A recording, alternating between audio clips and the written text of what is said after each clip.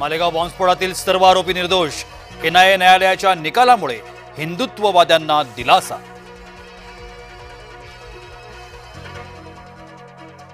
बॉम्बस्फोटातील मृतांच्या वारसाला 2 लाख सानुग्रह अनुदान तर जखमींना 50,000चं सानुग्रह अनुदान द्या।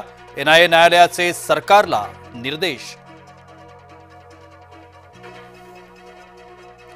हिंदू दहशतवाद अस्तित्वात नाही, मुख्यमंत्री देवेंद्र फडणवीसांचं प्रतिपादन।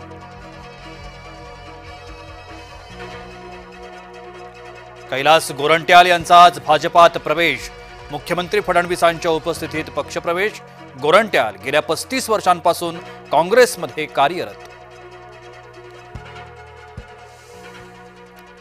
महानगरपालिकांच्या निवडणुकांच्या पार्श्वभूमीवर भाजप ॲक्शन मोडवर।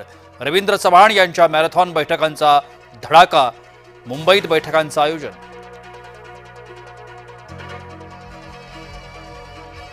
पुणे रेव पार्टीतील आरोपींची कोठडी संपणार। प्रांजल खेवलकरांची पोलीस कोठडीही आज संपणार।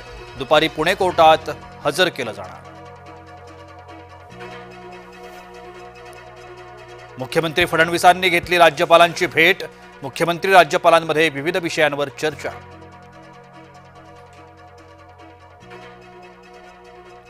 उपमुख्यमंत्री एकनाथ शिंदे दिल्ली दौऱ्यावर।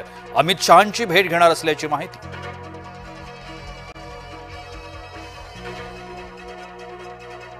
अमरावतीमध्ये जागेच्या वादातून महिलेला जबर मारहाण। 3 पुरुषांकडून लाथाबुक्क्यांनी केस ओढत मारहाण। नांदेडमध्ये मुलीला जबरदस्तीनं दुचाकीवर उचलून नेलं। Video viral. आरोपी अटकेत। दोघांमध्ये वाद झाल्यानं तरुणीला उचलून नेल्याची माहिती।